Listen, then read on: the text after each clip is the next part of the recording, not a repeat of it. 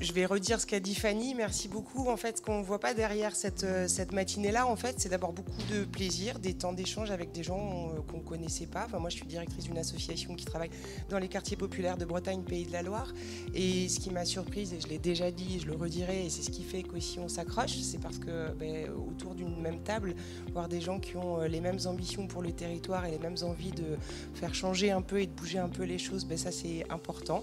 Mais c'est aussi beaucoup de plaisir, c'est beaucoup de questions, questionner, comme vous le disiez, un territoire, questionner un appel à initiative, beaucoup parler des mots. On s'est posé plein de questions et ça, c'est rare. Souvent, on va vite. Alors là, on est allé très vite, mais on n'a pas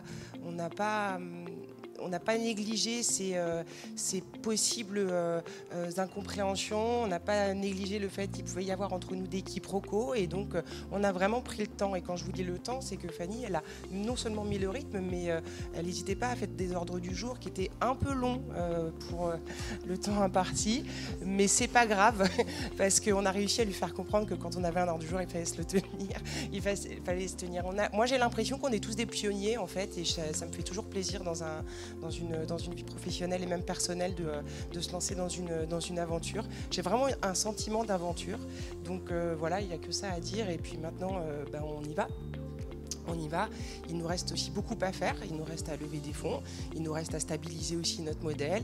Il nous reste à questionner. Il nous reste à embarquer d'autres personnes, etc. Mais je crois que la fondation et ses fondations sont solides. Donc ça va aller.